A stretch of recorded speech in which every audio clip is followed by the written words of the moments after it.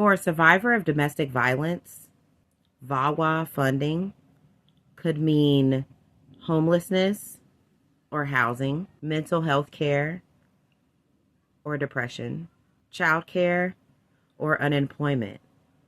So why would a domestic violence shelter be shutting its doors permanently after serving their city for over 20 years? My name is Liz, and this is my channel, Live, Learn, Liz. If you haven't been here before, be sure to hit that like and subscribe button.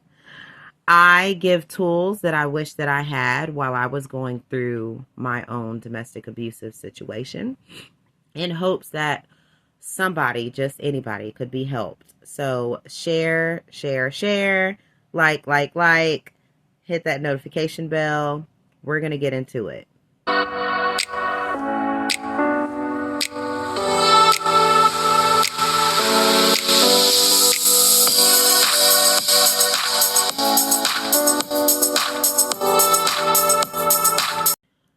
So SAAF, otherwise known as Safe Alternatives for Abuse Families, is a domestic violence shelter that also has been offering resources for child abuse, sexual assault victims, and also domestic abuse victims for over 20 years in Devils Lake, North Dakota. Last week, they made an announcement stating that they would be shutting its doors permanently, and also states that until further notice, victims and survivors in the Devils Lake area should contact a whole nother shelter to get help. So why would this be happening? After posting their closure on Twitter, aka X, a representative of Safe Alternatives says, quote unquote, "We know that our closure may come as a shock and may likely raise questions, but we don't have the answers right now." That sucks.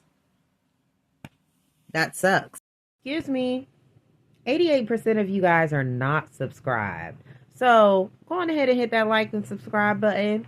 Get it together. Thank you. Because we're supposed to be having help. And unfortunately, there's not much in the news or online about this shelter being closed. But many times when shelters close like this, it is because of the loss of federal funding. Violence Against Women Act, VAWA, otherwise known, they give funding to victims of crime against women. Year after year after year, the funding has dropped tremendously, and now the treasury for this funding is nearly depleted. Hence the reason of the loss of resources for people like us that need them. This type of loss in funding is sometimes what makes victims feel like they're trapped in their relationship and they can't leave. Where are we supposed to go if we don't have a place to stay? Where are we supposed to go if I can't go to work, if I can't support myself? It's a problem. On average, 24 people per minute are victims of physical or sexual violence, according to the National Domestic Hotline.